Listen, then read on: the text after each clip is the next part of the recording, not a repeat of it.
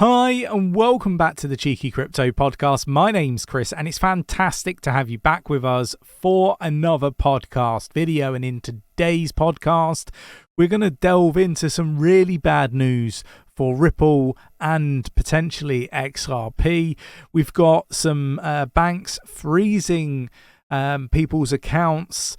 And look, I want to talk about how we can keep ourselves safe when that happens, alongside all of the biggest headlines in crypto that I believe people need to be made aware of. If you enjoy this sort of content, mash up the like button, subscribe if you haven't subscribed already, tap in that bell, selecting all the notifications so you never miss a video.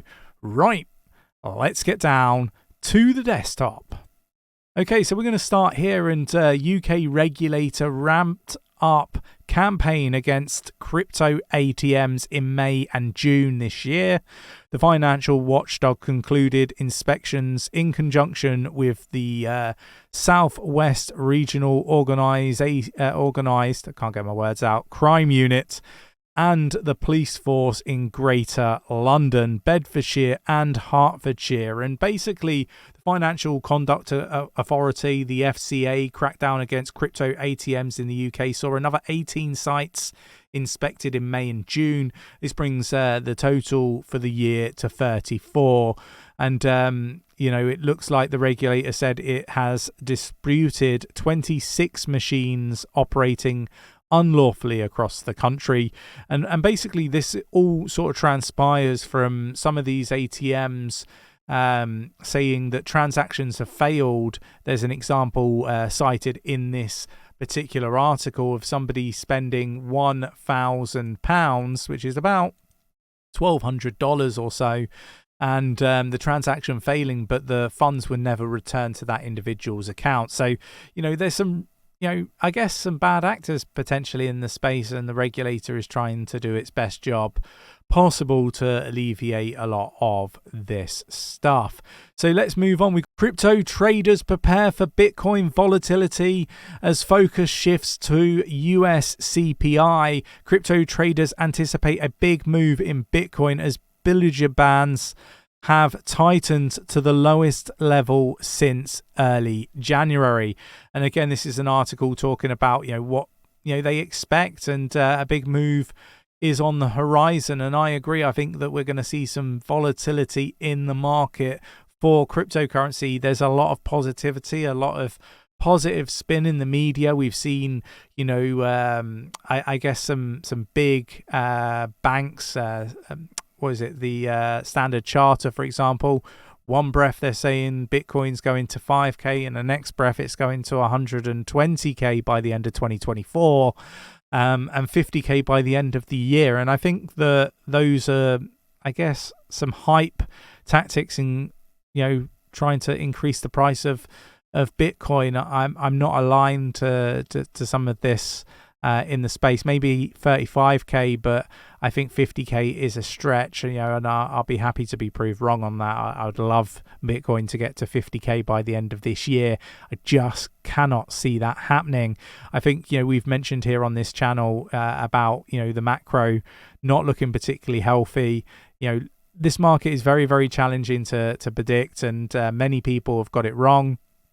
And I think that we've done a fantastic job up till now, sort of articulating where we expect the market to go, but expect some volatility. We got Bitcoin shares have risen amid the Bitcoin ETF optimism, and the UK is obviously cracking down on the ATMs, which we've talked about. But it is really interesting how Coinbase shares have increased. Not only that, there's various others that have also increased, with exposure to cryptocurrency. We have seen big players getting involved in cryptocurrency through stocks rather than direct exposure to Bitcoin. Maybe this is because they don't want crypto enthusiasts to be cottoning on to their increased exposure to cryptocurrency. So look, interesting to see this stuff. We've got a cybersecurity professional accused of stealing $9 million in cryptocurrency.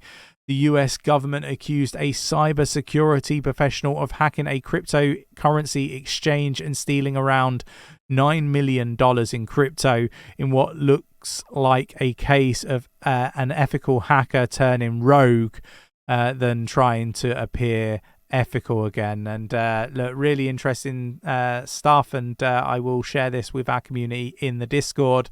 Even good people can be turned bad, and I look at a lot of the stuff that happens when it comes to social media and influencers out there. That Nick and myself, I think have been probably the most transparent influencers in crypto, and we've got an awful lot right. And I don't think that in most cases we get the recognition that we deserve.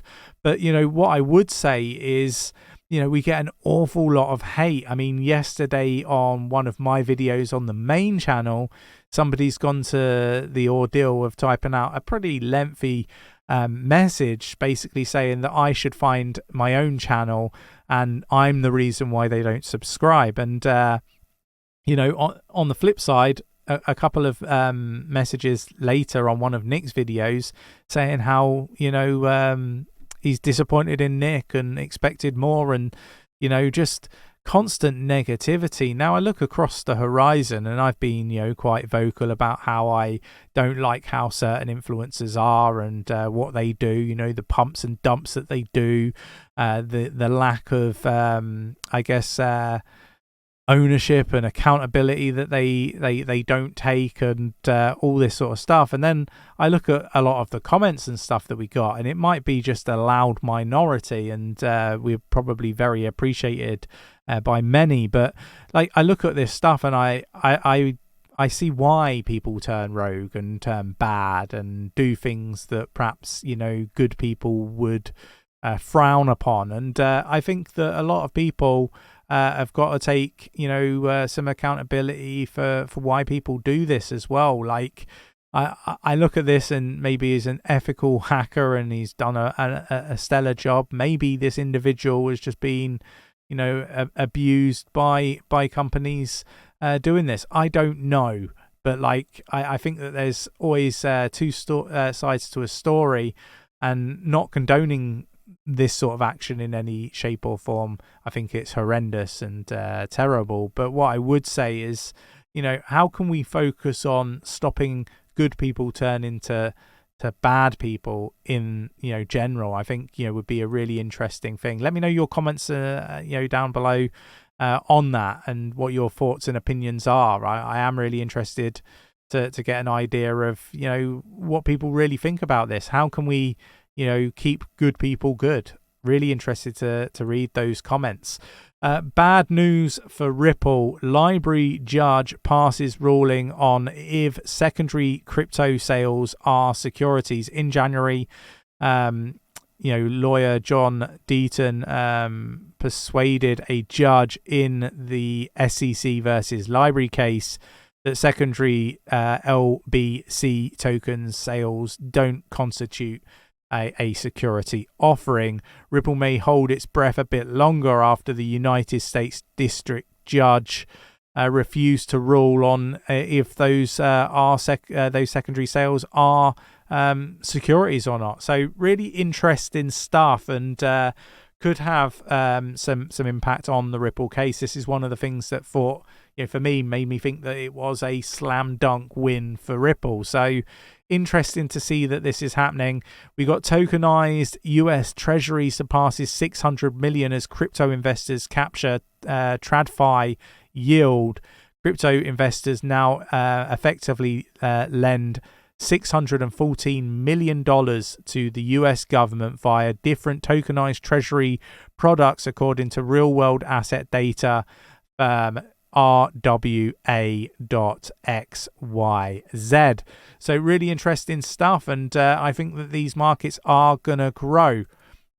Moving on to probably the most important part of this video, in my opinion. Hong Kong neobank freezes users' accounts over crypto-related transactions. And this is basically because they're saying that the activities related to viral currencies go against the terms of service. So this is really interesting. And I wanted to sort of just touch on how can we keep ourselves safe, because this isn't the first time we've heard of this sort of stuff. It happened in the US.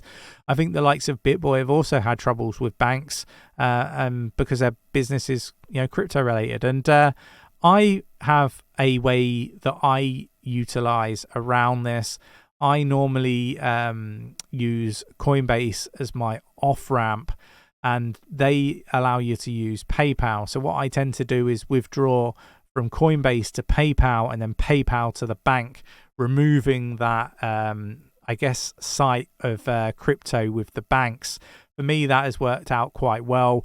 I think that, it's a fantastic way to just mitigate that risk. But let me know your thoughts and opinions. Do you have any strategies around this that you could support our community with? Talking about our community, we have our new website, 𝗕𝗘𝗪𝗀𝗀𝗧𝗏.io. You can access things like, crypto on-chain data, Nick's wallet account details when it comes to the transactions of whales and stuff like that, as well as other on-chain metrics, access to trading ideas, and our fantastic community supporting one another and navigate the space safely. There's just so much going on in the membership package. Definitely check it out, link in the description. I hope you enjoyed today's video. If you did, mash up that like button, subscribe if you haven't subscribed already, tap in that bell, selecting all the notifications so you never miss a video, and I will catch you in the next one. Take care.